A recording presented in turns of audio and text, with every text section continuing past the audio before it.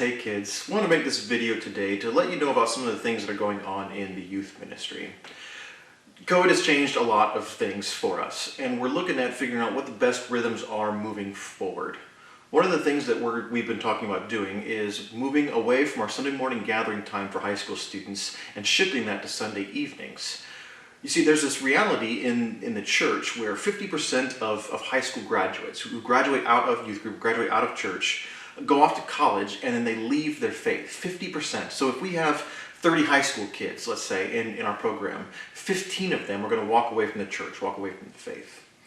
And there's a lot of different reasons why that could be. The studies don't really show one definitive reason, but I've got this theory that one of the reasons why that happens is that in church there's nothing else like youth ministry. And so when you go off to college and you're really expected to kind of find your place in a church, one, many churches struggle to reach that age bracket, but two, it's just such a jarring difference from what programs were like in children's ministry and in youth ministry to what then adult ministry looks like. And one of the ways for us to combat that is to invite students to find their place now in the larger church. This is something we've been talking about for several years because we don't like this idea of losing 50% of our kids. And so we want to shift towards opening the Sunday morning time up for kids not to stop connecting and stop plugging into the church, but to connect and plug in more deeply than they ever have. We want to help them find out the ways in which they can serve, the ways in which they can give of themselves, the ways in which they can belong and rub shoulders with loving, caring adults who can be pouring into them, so that when they go off to college and they're looking for a church home, when they become young adults and they're looking for a church, they know kind of places where they can fit, where they can volunteer, where they can connect with others. So we're challenging our students to be thinking about ways in which they can connect, ways in which they can serve, ways in which they can plug in. Whether that's on the tech team, the video team, being a greeter or an usher, whether that's being a student leader, which I'm going to talk about here in just a second, whether that's on the cafe team when that opens up again. There's lots of different ways in which kids can plug in and connect, volunteering in children's ministry. Lots of different ways. We want to challenge them to think that through, because when we serve, we grow and we discover more about ourselves, we discover what we're good at, and we connect with others. So we're making this shift on October 17th. We've been wanting to take the time, the first few Sundays of our fall calendar, to talk about this with the kids and to prep them for it. We've been talking through a series called Reset, kind of how to start over, what life is like when you have to make a fresh start. And we've looked at the stories of Noah and Moses. We're going to be looking at stories of just Israel, of Onesimus, of lots of different stories in the Bible, to kind of help us understand what that looks like, both personally and communally. So October 17th, we're going to launch this for high schoolers. It's going to be 6 to 8 as of right now. That might change, but we'll let you know all those details. And the idea is that it's going to be 2 hours long, but that first 60 to 75 minutes is going to be program. It's going to be the snacks and the fun and the games and the teaching that will be relevant and engaging. And then the last 45 minutes to an hour is going to be for life groups. As you recall, Sunday nights used to be kind of the primary time for life groups to meet. And we said we valued that, but we really want that to be attached to our youth group experience so that more kids can get the benefit of life group.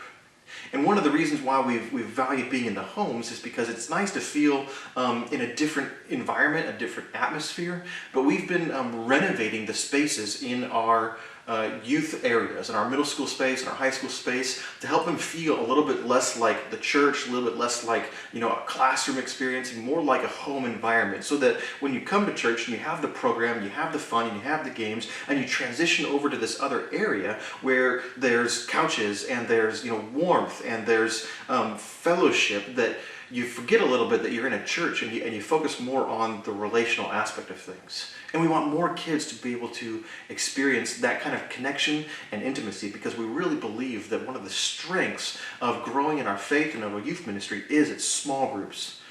Is the one-on-few, the adult who's pouring into just a couple kids, and kids who are sharing life with each other and growing in authenticity and community, and they can grow together and encourage each other in following Jesus.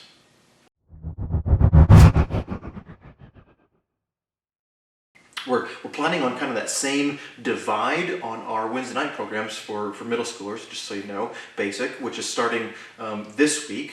We had a little hiccup last week, but that's okay. We're ready for Wednesday, and it's going to be exciting and fun, but it's going to be within that hour and a half time block, 6 to 7:30. It's going to be half of it as games and program and fun. So that's 45 minutes or so, maybe 50 minutes. And then the last half going to be breaking out into our spaces. I'm sitting in the middle school girls breakout room right now, and if I could show you around, it's so different than what it used to be. We actually took the girls to at home to decorate it and to pick out some different things to help it feel like a space that belongs to them. And we're renovating the middle school guys room right now. We've just painted, and we've got new things coming. We got some games, we got couches, we got stuff so that they can feel like they've got a space that's theirs. And so 6 to 7:30, 45 to 50 minutes of fun and games and teaching, and then 45 minutes or so of small group, of discussion, of growing together. Now, speaking of middle school, we're currently in this kind of like two-service conundrum, where we're offering one contemporary service and one traditional service. As you recall, before COVID, we were offering 3 services, 2 contemporary and 1 traditional. And in the plans leading up to the fall, especially when things were wide open, we were thinking about, okay, we're going to go back to 3 services, 2 contemporary services. And so the plan was that middle schoolers would continue to meet on Sunday mornings, and eventually high schoolers would not, but that would actually create an opportunity for a high schooler to become a middle school volunteer, to be pouring into a middle schooler, because we love those relationships. We already have 1 student who's doing that, and it's been phenomenal. We want to see more students doing that and growing and serving and giving and connecting. And so that was going to be this great opportunity. But we've run into a snag where, because of where numbers are and just what COVID is doing in our communities right now, that the church has said we're only doing 2 services, 1 contemporary and 1 traditional. And there's a reality that all of my middle school leaders who volunteer, who give of their time, attend the contemporary service. And so it's hard for us to offer a 9:30 middle school hour, a gathering for middle schoolers, when all of the leaders go to that service. That would be indefinitely asking them to give up the service that they attend, where they get enriched, where they go with their families, where they get poured into and connect, in order to come and serve in the middle school group. Now, that's not to say that the 3 or 4 leaders that we have are more valuable than the 10, 15, 20 kids who could benefit from that teaching time, that gathering time. But there is a reality that without those leaders, we can't really offer a ministry. I cannot be for 10, 15, 20 kids what 5 adults can be for 10, 15, 20 kids. And so while I could host a group, I feel like we need a team. We need other adults who have other perspectives, who have other experiences, who can come alongside kids. Because even if I could spread myself wide enough to reach that many kids, I'm different than my adult leader over here, my adult leader over here, and kids are all different, and I need the community of the church to help us pour into our kids. And so that creates this conundrum for us of what to do. Right now, we're planning on not offering Sunday's gathering for middle schoolers starting October 17th, and we're living into the same reality with the high school, that middle schoolers can find a place to serve. We've had for the last year 3 middle school boys who have been pouring into the video ministry, creating the opportunity for you guys at home to be able to experience services online. And we think more students, more middle schoolers, can discover their gifts and their talents and their passions and do that. Be a part of tech team, go help in children's ministry, be a part of student leadership. So we are exploring options. Right now we're moving forward with this one, but we are exploring options for ways in which to engage, whether that's meeting on a 5th Sunday, whether that's inviting you as parents to maybe come help us so that we can touch base. We're having those conversations, but right now, this is the reality that we are facing. So we're inviting middle schoolers to connect deeper than they have maybe before. But we're also saying that maybe there's a new reality. That, one of my heart's desires is to see a group of students who are at a service, at a worship service together, and who are sitting together. And there's some momentum, and there's some community, and there's some connection. I'm not saying that if you come as a family that I want to pull your family and have you sit apart. I want to honor that. But I think there's some value in students saying, I'm going to enjoy service a little bit more by sitting with my friends. And we can do that for those who don't have a place where they feel like they're connecting, they're plugging in. Hey, I brought a friend, and so it doesn't make sense for me to be a CFM helper today. And so we want to sit together in the student ministry group during the service. So I think there are ways for us to move forward in the way that we are doing our ministry.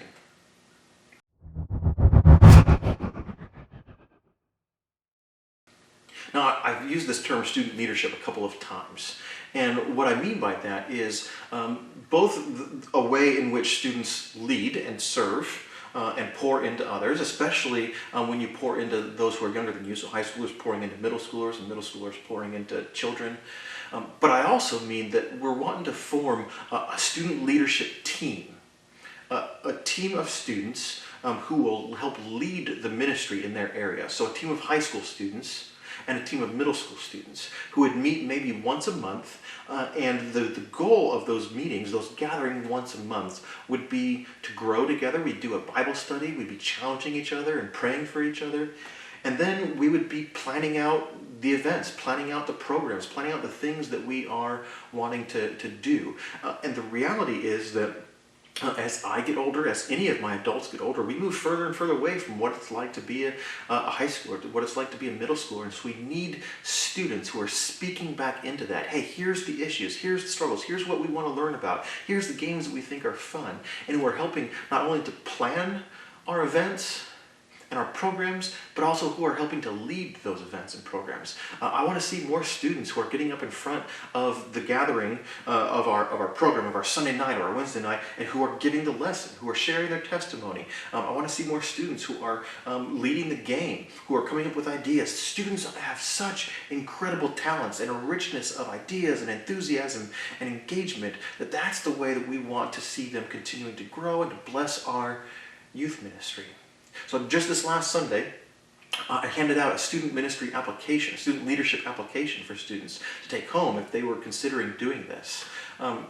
Right now, there's not a set time for when a group would meet. I want to hear from those who are interested about when their availability is, and then we would try to meet once a month. Because while I do believe that there's value in not over-programming, having too many touch points throughout the week, because there's so much going on in your family's life, in your kids' life, so many things that are going on. I don't want to be competing with that. I do want to try to provide a place and a moment for kids to grow. But I do believe that outside of programming times, there are opportunities to grow, that some of those times are really, really important. And so having a student leadership team that can get together, be praying for each other, be communicating, be meeting once a month, I think is an extra good touch point for them.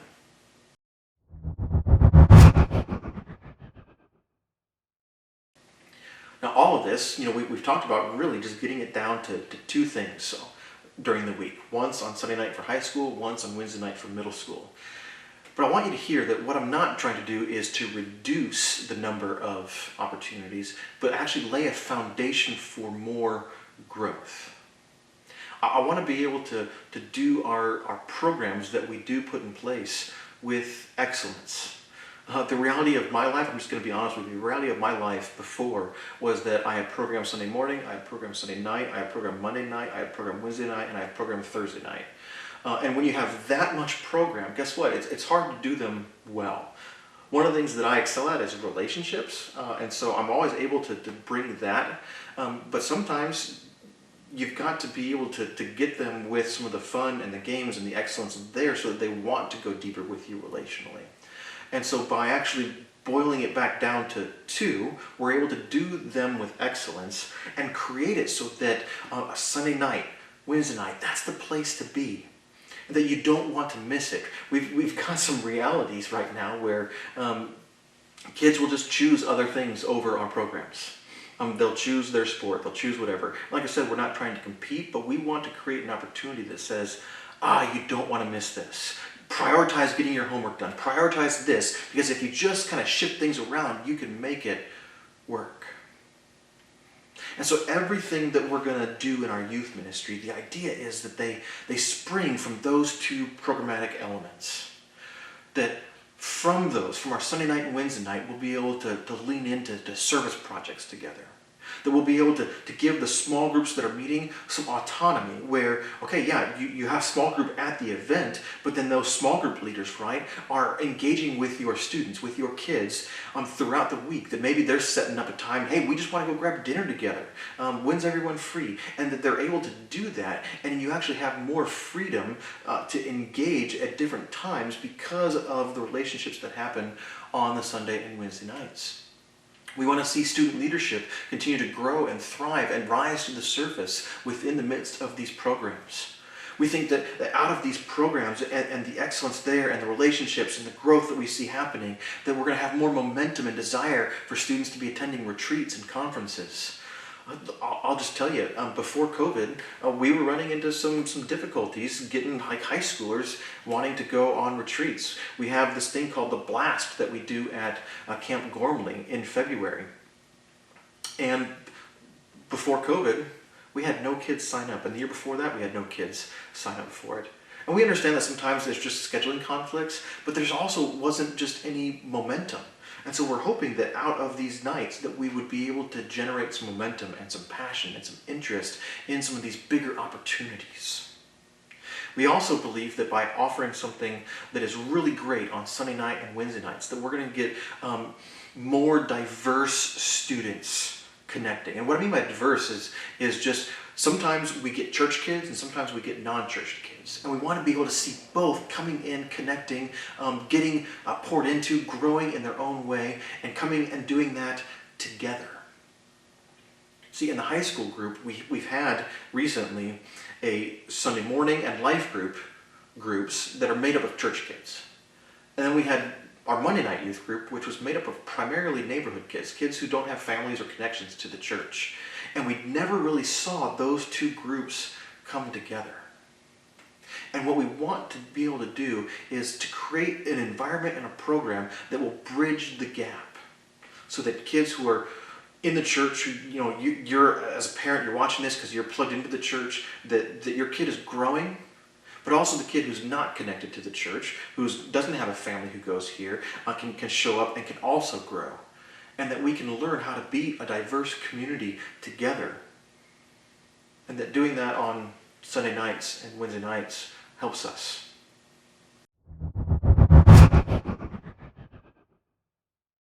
Now, in the midst of this, we're figuring out new normals. We're going to honor the reality of COVID and where everyone is on that. And while the church leadership says that we need to be wearing masks, we're going to honor that. We're going to wear masks because we feel like that's the right thing to do. We feel like if that's what leadership says, then we're going to honor that. And leadership says that, because, hey, that's the best way to love our neighbors. And so instead of shrinking back because of the difficulty of that, what I want to challenge and put forward to you guys is that it's time for us to establish a new normal. A new way of doing things. And yeah, it's not what it used to be. See, we can keep thinking about the way things used to be, and what's going to happen is we're just going to keep looking over our shoulder.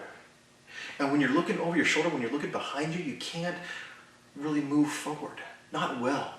And we want to be able to move forward well. And so that means, yeah, we're going to wear masks, but we're going to figure out the best way to have great programs and great relationships and great discipleship and great community and great authenticity while we're wearing masks. While we're doing things that are different than they used to be. See, I think that for us, it's time to plug back in.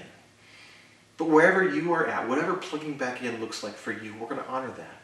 Know that we love you and that we miss you. We can't wait to get back to the fun and the engagement and all the different things, the mission trips and the retreats and everything that we used to be doing. We're looking forward to doing those again. It might look different. It might take some new hoops to jump through, but we hope that in time you'll be ready to jump through those hoops, that you'll be ready to try out something new with us and with your kids, and that we can see a new growth, because I think God is not done doing a new thing. He's not done growing us and impacting those around us through us. So that's what's going on in the youth ministry. I hope that you will consider joining us, that you'll plug in, that if this is the first time that you've engaged with us, that you're excited to hear about these things that we're doing. Whether you've been here for 20 years or this is your second time here, we're excited to get to know you. We've got some great things in store. And if you ever have any questions, any doubts, anything that you want to talk about, you can always reach out to me. My email is bdowney@westside1.org. Please, I would love to hear from you. And let me just finish with a quick prayer. God, thank you for everything that you've been doing in our lives, for everything that you've been doing in our church. God, there's some new things, some hard things that are going on right now. And we ask for your blessing. We ask for your wisdom. We ask for your grace upon us. For those who are dealing with COVID, I pray that you'd just bring healing, bring health. For the doctors and nurses and people in the hospitals who are dealing with this, God, would you give them strength? Would you give them resilience? Would you just give them inspiration and motivation? And God, as we try to navigate hard things where we disagree, we see things differently, would you bring us together in unity? Because you are the one who unifies us. That our prayer is the same as Jesus, that he prayed in John 17, to make us one. Would you make us one? And would you allow us to have the hearts and the ears to hear people from the other side, from different experiences? And would you bring us forward together to continue to be your church? We love you and we thank you for your son Jesus. It's in his name we pray. Amen. Be blessed, and we'll see you soon.